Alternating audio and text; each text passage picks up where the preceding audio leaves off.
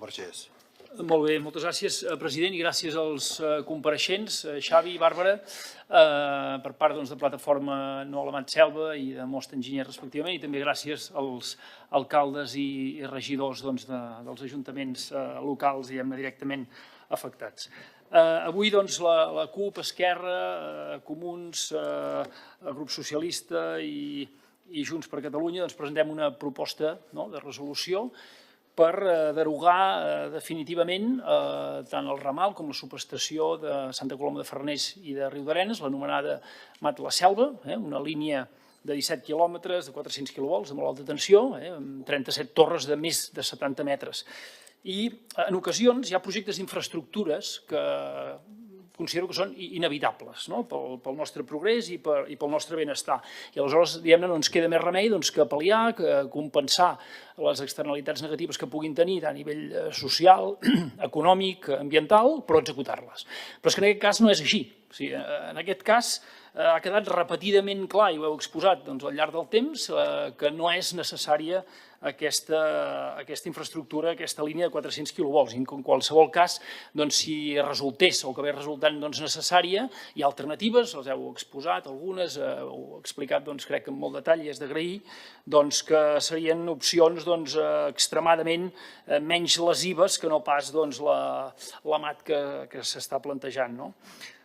Des del 2008, que és l'any de redacció del projecte per part de Red Eléctrica Espanyola, hi ha diversos informes professionals contrastats que avalen que tècnicament no és necessari. I em refereixo tant als informes per part del CILMA del 2015 i recentment del 2022, el CILMA, el Consell d'Iniciatives Locals pel Medi Ambient, de la Diputació de Girona, però també l'estudi elaborat el 2016 i després el 2017 per part del Col·legi Oficial d'Enginyers Industrials en càrrec de la Generalitat. I històricament s'han posat sobre la taula tres raons, bàsicament, per part dels qui defensen la MAT. Una és el tema de l'operació de trens d'alta velocitat, després hi ha la desalinitzadora de Blanes, amb la seva ampliació o no, i el consum, elèctric de la Costa Brava Sud. Tant el que és l'AVE com la dessaladora, per part d'aquests informes i per part del Departament, ja ha quedat demostrat que no és necessari.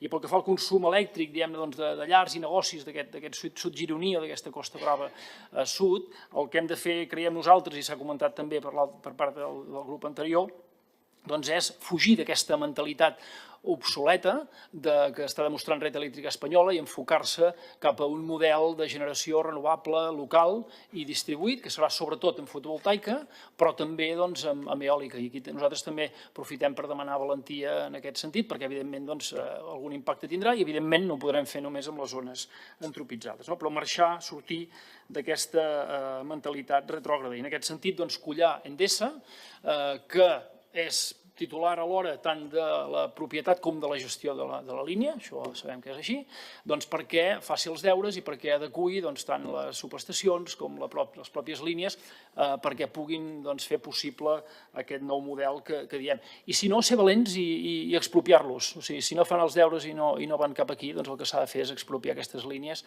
i que passin a ser directament de titularitat pública. I un altre dels elements que va exposar sobre la taula és el mallat de la xarxa, que tècnicament es diu és necessari la MAT pel mallat.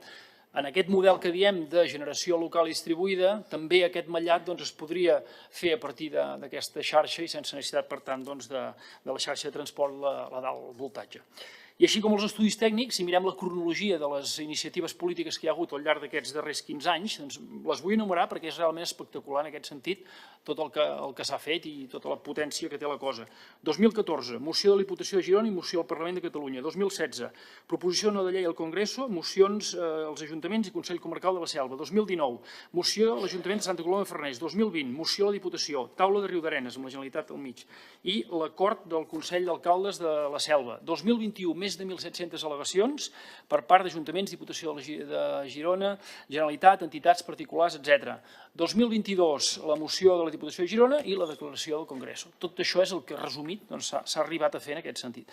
Per tant, si, com és el cas, queda tan palès el seu rebuig, però sobretot la seva innecessarietat tècnica, doncs jo em pregunto quin dret tenim nosaltres a malmetre el patrimoni, el paisatge i la biodiversitat d'aquest territori. No hi tenim absolutament cap dret, al contrari, el que tenim és un deure en preservar el paisatge del castell de Farners, el conjunt granític de Roca Guillera, les xemeneies volcàniques del Puigcerdina, les tortugues d'estany de les basses de Can Conill, les colades de lava de Can Barrot i el falcó mostatxut i l'aligot vesper i tants altres tresors que teniu aquesta gent i aquestes terres. Per tant, de cap manera permetrem que Espanya imposi la seva decisió dèspota i injusta i més davant de tanta unanimitat popular, tècnica i institucional. I per tant,